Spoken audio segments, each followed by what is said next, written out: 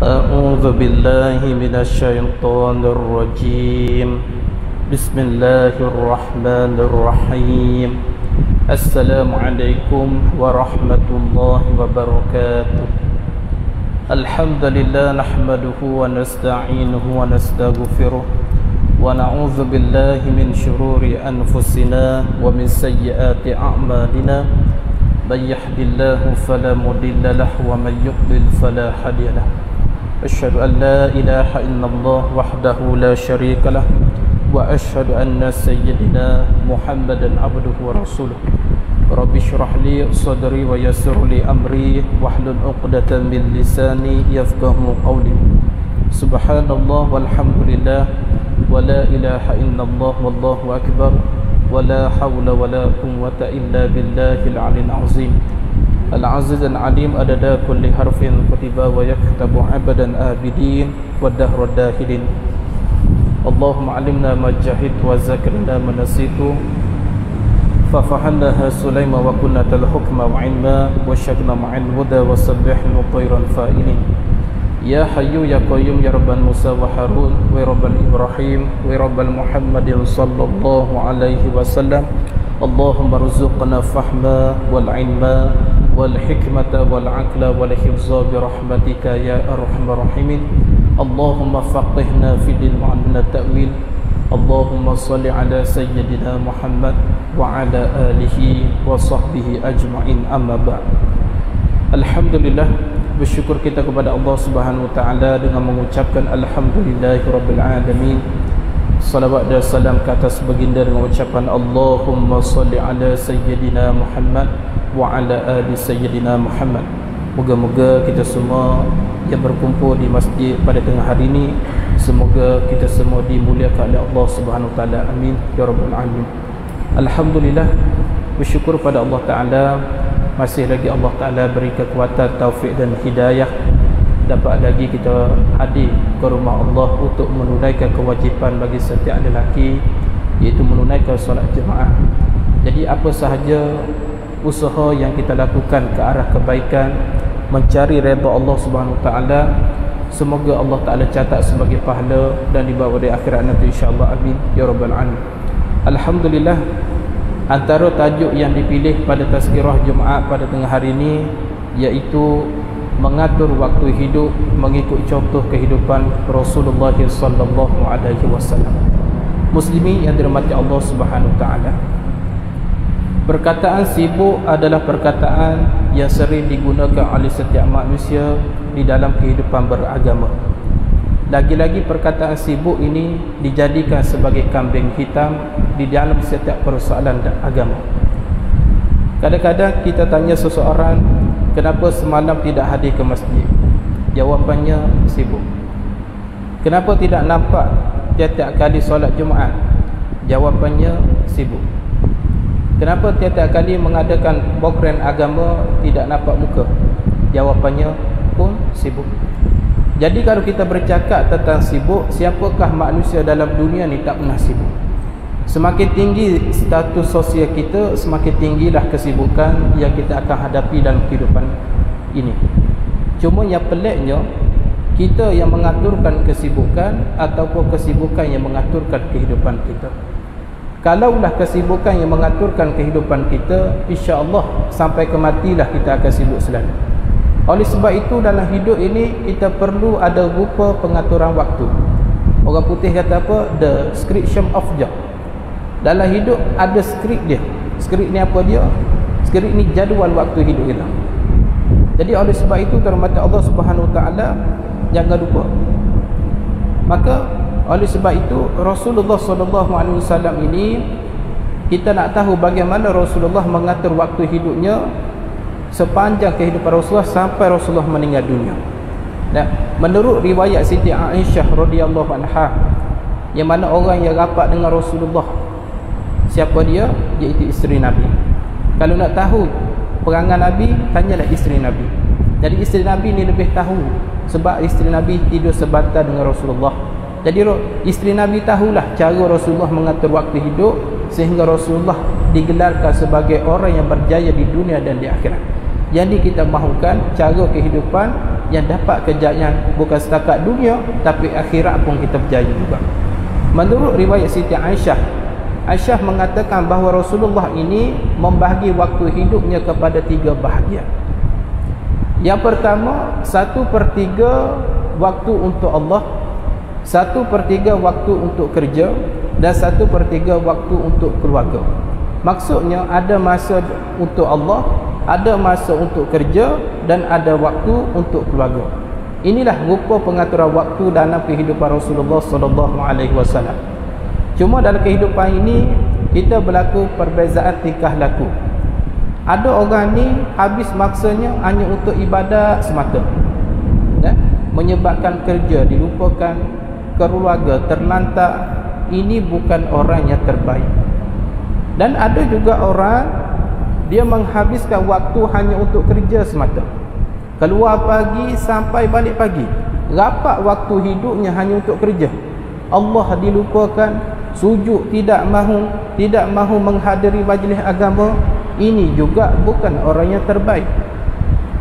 Dan ada juga manusia habiskan waktu untuk keluarga sahaja, menyebabkan tidak mahu bermasyarakat, tidak mahu hadir majlis agama. Ini juga bukan orang yang terbaik. Jadi siapa orang terbaik dalam hidup ni? Orang yang terbaik dalam hidup ini iaitu orang yang pandai mengatur waktu di dalam kehidupan. Ini sebenarnya orang yang terbaik, tuan-tuan mata Allah Subhanahu Wa Taala. Jadi oleh sebab itulah tuan-tuan mata Allah Subhanahu Wa Taala, bagaimana kita nak tahu Rasulullah mengatur waktu hidupnya, dan bagaimana kesan mengatur waktu dalam perjuangan Rasulullah, dan apa kaitan apabila kita mengatur waktu mengikut contoh kehidupan Rasulullah sallallahu alaihi wasallam. Yang pertama, Rasulullah akan membahagi waktu hidupnya 1/3 untuk Allah. Maksudnya Nabi akan beribadah kepada Allah Ta'ala, bukan setakat hidup atas dunia untuk habiskan masa dunia, tapi ada waktu Rasulullah beribadah kepada Allah Subhanahu Wa Ta'ala. Bagaimana Rasulullah ibadah kepada Allah? Siapa Nabi ini? Nabi ini adalah manusia yang telah mendapat jaminan ampun daripada Allah Subhanahu Wa Ta'ala. Allah Ta'ala kata apa? Liyaghfir lakallahu ma taqaddama min zambika wa ma ta'akhkhar. Wahai Muhammad, dosa kamu sebelum ni, dosa kamu yang akan datang, dan dosa kamu yang sekarang, semuanya di dalam jaminan ampun Allah Subhanahu Wa Ta'ala. Walaupun Nabi ini maksum, semuanya dosa diampun oleh Allah Ta'ala, tapi dalam sejarah menceritakan ibadat Nabi cukup luar biasa. Kalau kita bila dah dapat maksum, pangkat maksum ni, tak buat dosa apa dah, Allah dah ampun dosa, buat apa lagi semayang? Tapi Nabi tidak begitu. Walaupun Nabi ini telah diampun dosanya dulu, kini dan selamanya, tapi ibadat Nabi cukup luar biasa. Luar biasa macam mana? Dalam sejarah menceritakan yang mana Rasulullah ini kalau bangkit tengah malam sampai bekok kaki ni, kita solat Jumaat rakaat kedua duk main gatal kaki. Allah, ingat Jumaat minggu ni Tok Imam baca surah kul. Tengok surah Baqarah terus pagi ni. Jadi duk main gatal kaki, duk main tak sedap tubuh dah, duk main sakit orak dan sebagainya. Itu kita. Tu pun kita tak boleh tahan 2 rakaat dah. Apatah lagi kita nak banding ibadat kita dengan Rasulullah, ibarat kita langit dan bumi. Itu Nabi SAW. Sebab tu dalam hidup ni, kalau nak berjaya, ikut orang yang berjaya. Nak jadi jutawan, ikut cara orang jutawan, jangan ikut orang miskin. Tak jadi ya. Kalau nak jadi orang pandai, ikut orang pandai. Kalau nak berjaya akhirat, ikut orang berjaya akhirat. Jadi sebab itulah kita nak bukan setakat berjaya dunia, tapi dunia akhirat kita nak. Sebab tu satu doa jangan tinggal. Setiap kali berdoa, walaupun solat kita ni nak cepat sangat tapi tak sempat nak berdoa, doa ni jangan tinggal. Rabbana atina fid dunya hasanah wa fil akhirati hasanah wa qina azabannar. Paling ringkas doa ni jangan tinggal. Contoh satu hari kita dapat jemputan tahlil, dapat jemputan tahlil. Marilah orang kampung ataupun penduduk-penduduk apa kampung dah dalam satu rumah tu 40 orang. Hari tu sepatut Tok Imam kita Masjid Al-Bukhari pergi tahlil kat rumah orang. Tapi Tok Imam kita sakit perut hari tu. Mungkin makan lepas merdeka kan. Orang jemput makan banyak sangat sate ke nasi impit. Sakit perut tak boleh hadir. Jadi yang 40 orang ni semua tak ingat doa tahlil. Yang 40 orang semua tak ingat cara-cara nak tahlil. Bila tak imam tak datang tu, duk sani balik tasbih. Yang tu balik yang ni balik yang ni, tak tahu nak mulai siapa. Jangan risau. Kalau kita jenis tak pandai tahlil tak apa. Teruskan ila hadrati Nabi Mustafa Muhammad sallallahu alaihi wasallam, niat nama si arwah, afdal zikri fa'ala annahu la ilaha illallah. Pegang suara tasbih, okey jom kita tasbih, kita tahlil sama-sama. Nah, padahal dia pegang tasbih tak ingat pun doa tahlil, tapi tak apa, jangan risau. Ustaz Arif dah kata dah. Balik kurang doa Rabbana atina fid dunya hasanah, tu pun dah cukup dah. Dia pun ila hadrati afdal zikri fa'ala annahu la ilaha illallah, la ilaha illallah. Habis la ilaha illallah, doa. Jadi doa tak ingat. Macam doa apa? Rabbana atina fid dunya hasanah wa fil akhirati hasanah wa qina azabannar. Walhamdulillah rabbil alamin. Nasi dagang. Nasi minyak. Cukup. Tak ada masalah. Nah, pasal apa? Doa ni cukup besar fadilat dia. Antaranya kita minta dunia baik, hasanah, akhirat pun baik. Jadi kalau nak dapat dunia baik, akhirat baik, ikutlah contoh orang yang terbaik, iaitu diri Rasulullah sallallahu alaihi wasallam. Tapi sekarang ni lagi-lagi akhir zaman, ramai orang tak mau ikut Nabi, tak mau ikut cara sunnah Rasulullah. Pasal apa? Madu kita hidup akhir zaman ni, orang semua dah moden dah, zaman teknologi. Tengok iPhone 13 Pro tak Pro apa semua, cerdik tak cerdik. Nah, lalu nak ikut Rasulullah macam mana? Akhir zaman kan, lagi-lagi nak pakai kopiah masuk mall dan sebagainya, rasa malu. Pasal kita ni telah ditipu daya oleh keadaan semasa. Jadi kalau nak berjaya, ikut rentok kehidupan Rasulullah. Maksudnya bukan rentok kehidupan Rasulullah. Zaman Rasulullah naik unta, kita nak pergi kerja ke bandar, nak masuk pejabat naik unta, bukan begitu. Maksudnya kita ikut cara Rasulullah mengatur cara waktu hidup dia. Itu maksudnya. Ni firman Allah. Tapi dalam riwayat Siti Aisyah radhiyallahu anha pernah menyebut, apabila saya selepas solat isyak bersama Rasulullah, kebiasaannya saya akan tidur dulu. Pada waktu itu Rasulullah tengah solat lagi. Tapi apabila saya bangkit di tengah malam, 1/3 malam, saya tengok suami saya tengah solat lagi. Saya pun tanya, bang, kenapa tak tidur lagi kan bang? Nabi kata apa? Ya, ada apa ya Humairah? Nabi panggil gelar isterinya dengan Humairah, wahai si pipi yang merah. Rupanya Rasulullah ni seorang suami yang cukup romantik sebenarnya.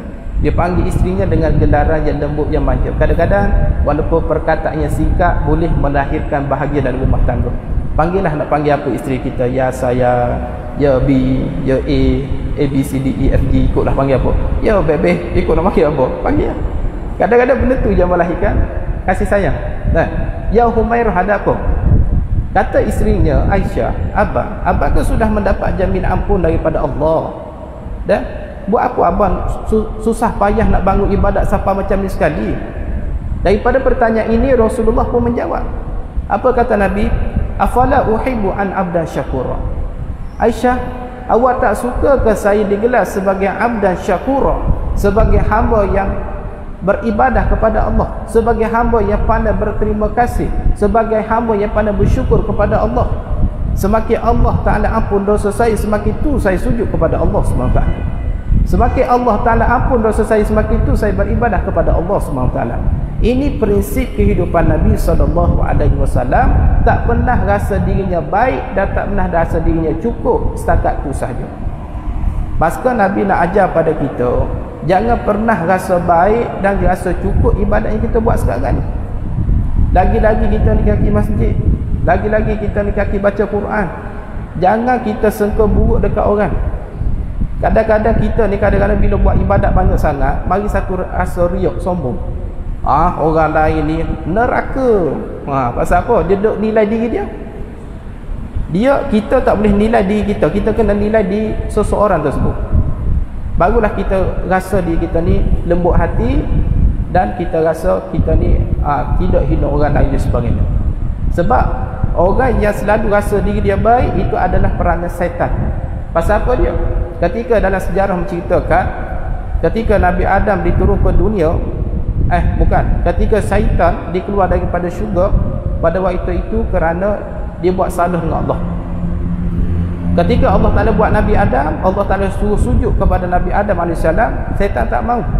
Syaitan kata apa? Ana khairum minhu, aku lebih baik daripada dia. Buat apa aku nak sujud ke Adam ni?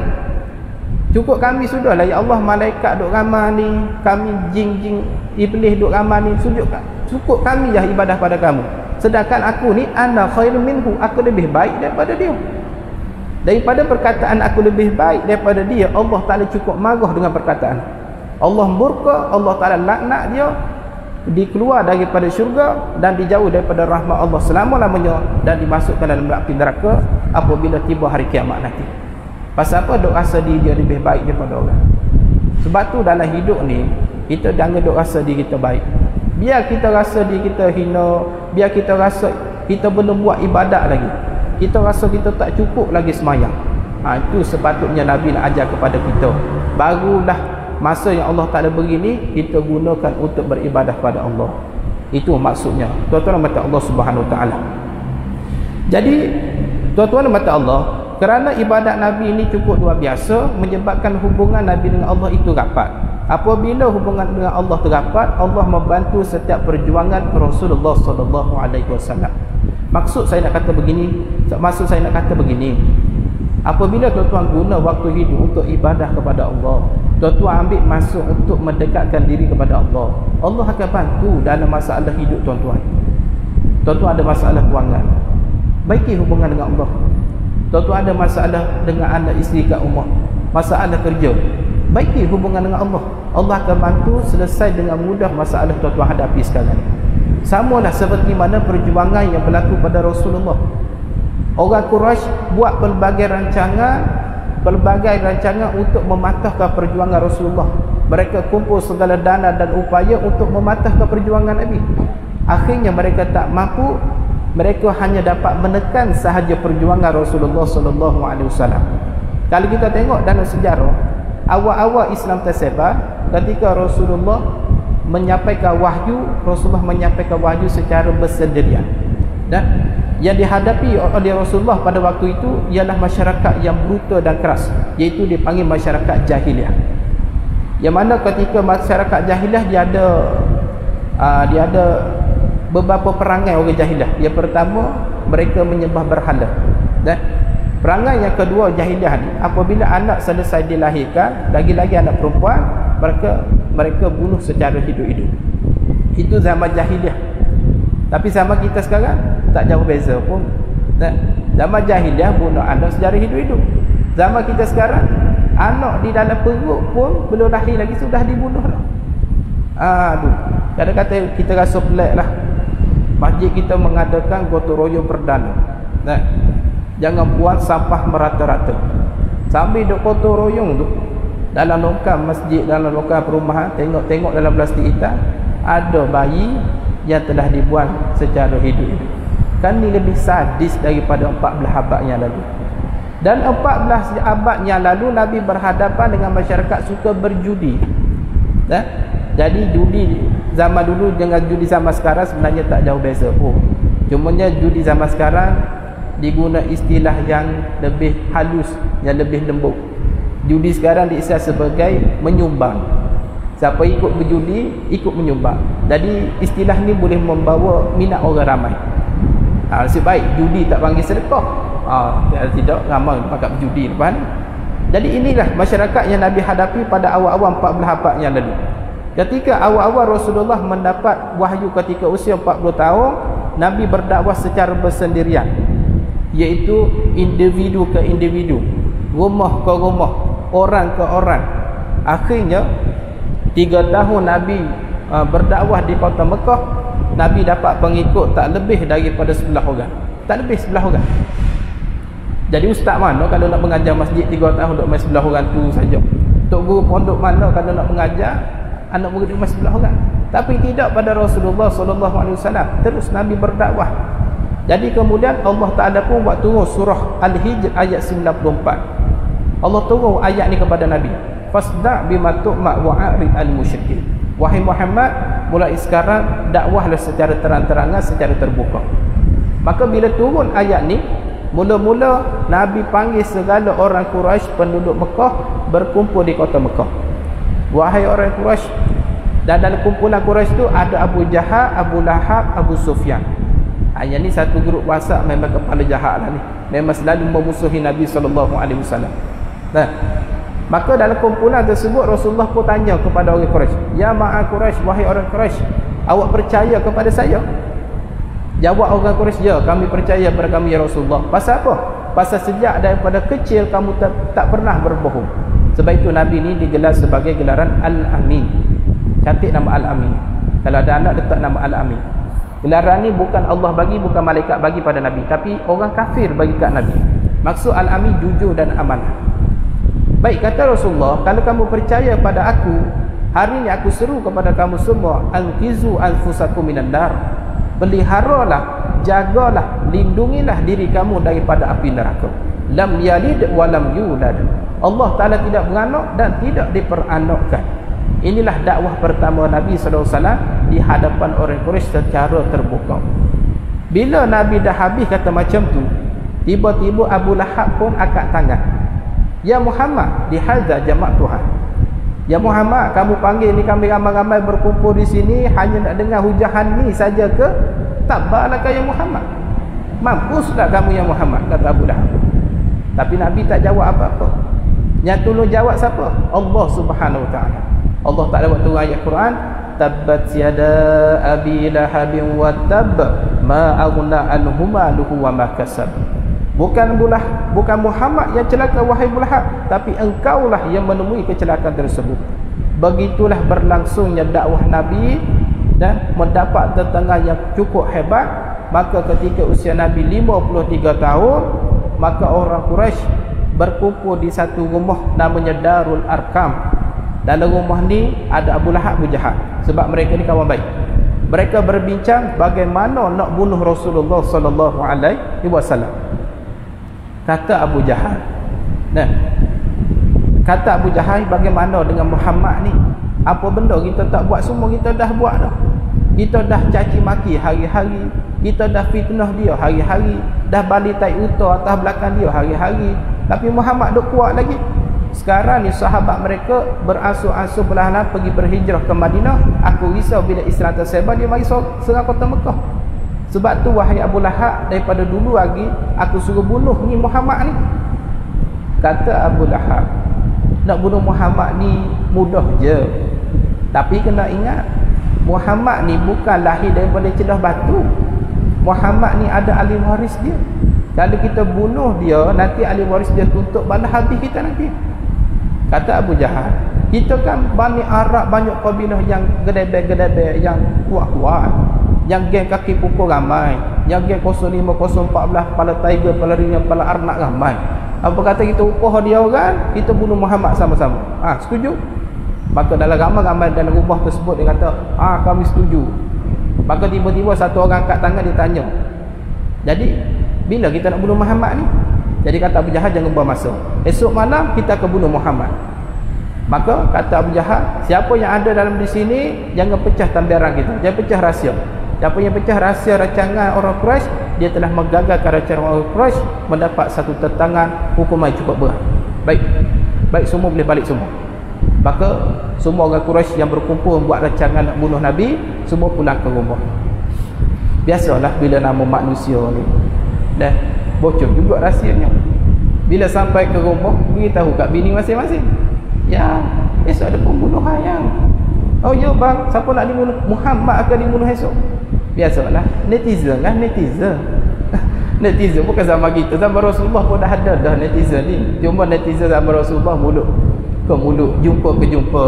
Nah, tapi zaman kita WhatsApp ke WhatsApp, post ke post, share ke share, tu kita lah beza. Rupanya Rasulullah zaman Rasulullah dah ada dah netizen. Nah, jadi kemudian bila isteri sahabat mereka pun dah tahu, maka isteri ni beritahu kat jiran-jiran, beritahu kat orang ramai. Maka pada hari tersebut, maka sebarlah berita mengatakan Muhammad akan dibunuh pada malam tersebut. Maka bila sampai pada waktu zuhur, berita ni telah tersebar di kota Mekah. Ada pun orang kesian dekat Nabi, dia kata kesian Muhammad, esok akan dibunuh dah.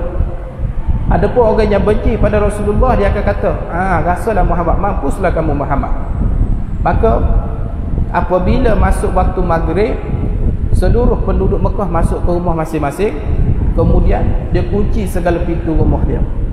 Dia masuk ke rumah, kunci pintu bukan pasal dia nak tidur, tapi malam tu dia nak intip daripada dalam rumah. Betul ke malam ni orang Quraisy nak datang bunuh Muhammad. Bila masuk jam 8 malam, waktu semakin hangat. Bila masuk jam 9 malam, orang Quraisy pun ramai-ramai masuk ke kota Mekah, masuk dalam keadaan berbaris, ada masuk dalam keadaan batuk-batuk, yang tengah bersemangat pegang senjata, ada masuk dalam keadaan berborak-borak. Maka penduduk Quraisy, penduduk Mekah dalam rumah tersebut, dia intip daripada dalam, dia kata, ini rasanya orang Quraisy nak datang bunuh Muhammad ni. Dan sedangkan orang Quraisy dia tahu bahawa penduduk Mekah tengah intip mereka. Maka mereka pun pergilah kepung rumah Rasulullah SAW. Maka dalam rumah Nabi pada waktu itu ada 3 orang. Yang pertama diri Rasulullah, yang kedua Abu Bakar As-Siddiq, yang ketiga Ali bin Abi Thalib. Pada waktu itu Nabi dah tahu dah rumah beliau tengah dikepung. Pasal apa Nabi tahu? Kerana PA Nabi beritahu. Siapa? Malaikat Jibril. Malaikat beritahu bahawa Rasulullah telah dikepung. Maka pada waktu itu Nabi kata pada Abu Bakar, jom kita berhijrah. Baik ya Rasulullah. Maka kemudian Rasulullah perintah kepada Ali. Ali pada waktu itu masih muda lagi. Wahai Ali, kamu pindahlah tempat tidur ke ini. Pindah tempat tidur maksudnya pindah kematian. Sebab orang nak mari bunuh Nabi ni. Ali terus kata, ya baik ya Rasulullah. Maka Rasulullah pun keluar ikut belakang rumah Nabi SAW. Nabi keluar ikut belakang rumah, tapi Nabi baca satu doa ni. Kalau boleh tuan-tuan amal selalu doa ni. Doa ni ialah doa pendinding daripada orang jahat. Kalau ada orang jahat, tuan-tuan baca doa ni, insya-Allah orang jahat jadi tak nampak kita. Nabi pun baca doa ni bila keluar daripada pintu belakang rumah Nabi SAW. وَجَعَلْنَا مِنْ بَيْنِ أَيْدِيهِمْ سَدًّا وَمِنْ خَلْفِهِمْ سَدًّا فَأَغْشَيْنَاهُمْ فَهُمْ لَا يُبْصِرُونَ. Dan surah apa? Yasin. Nah, cari dalam surah Yasin. Nabi baca doa ni.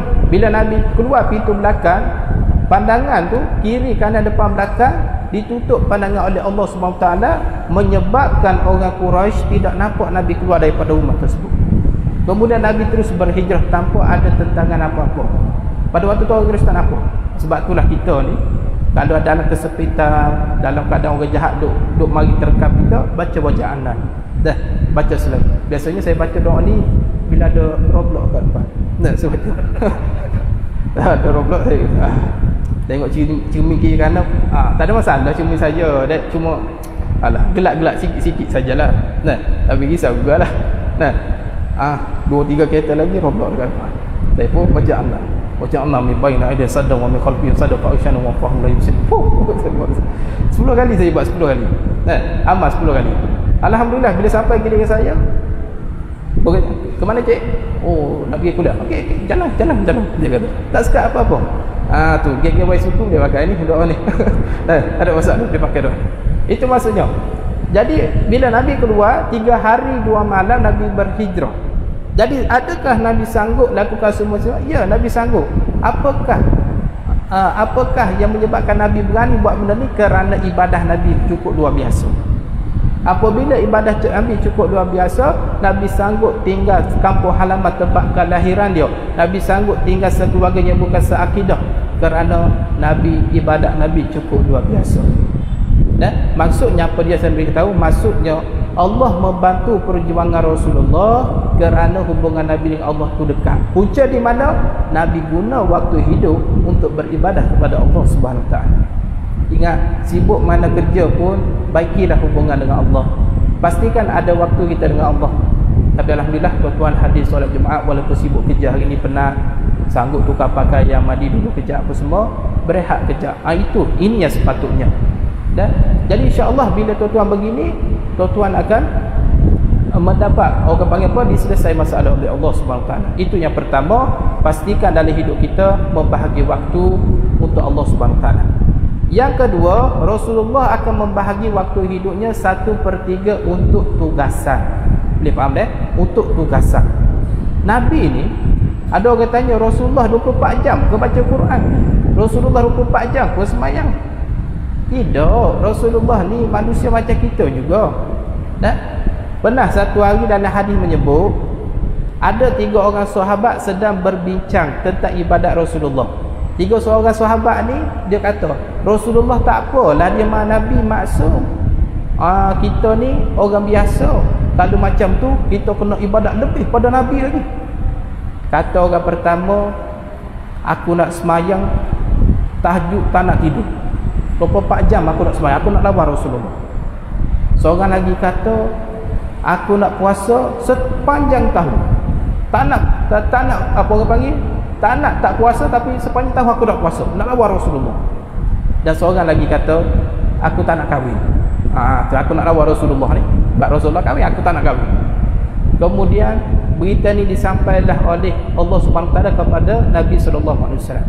Jibril beritahu Nabi tentang 3 kes orang ni, cerita tentang keadaan ibadat Nabi. Maka Nabi pun bila tahu macam ni, Nabi pun panggil 3 orang sahabat. Nabi pun beritahu, dan aku ni manusia biasa juga. Dan ada kala aku semayang. Bila masuk waktu tidur, aku tidur.